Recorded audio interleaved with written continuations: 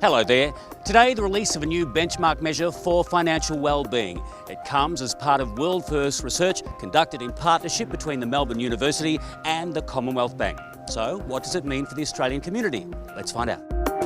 Financial wellbeing is essentially a person's ability to meet everyday financial situations, for example rent, rainy day financial situations like dealing with job loss, and one-day situations such as a comfortable retirement. However, it's been a challenge to measure this until now, with the development of two separate scales. What we've done is used survey data and bank record data to put together two measures of people's financial well-being. One is based on their self-reports of their experiences and perceptions of financial outcomes. The other is based on things that we can observe through their bank records, bank balances. And that's brand new, our ability to be able to measure both those dimensions and evaluate whether our services, experiences, and products are actually improving customers on both dimensions. Almost 6,000 of our customers were surveyed, and the nationwide state of play is mostly positive. However, some of the key findings include 1/4 of Australians experience negative everyday financial wellbeing outcomes. 1/3 of Australians face rainy day and one-day financial uncertainty. And Australian men are more likely to self-report higher financial wellbeing than women.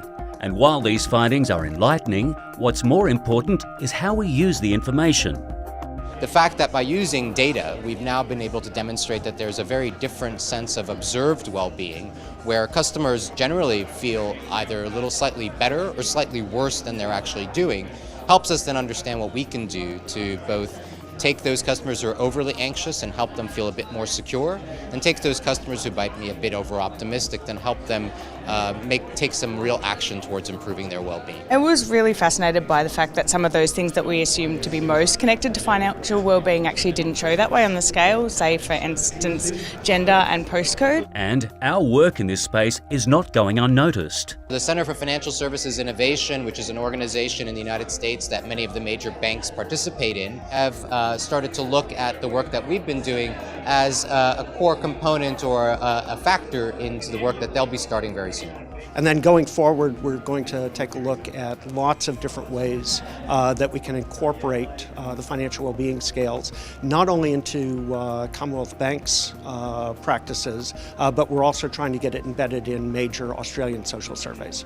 This is just the start of a really important partnership between the two, powerhouses, if you like, the University of Melbourne and the Commonwealth Bank of Australia.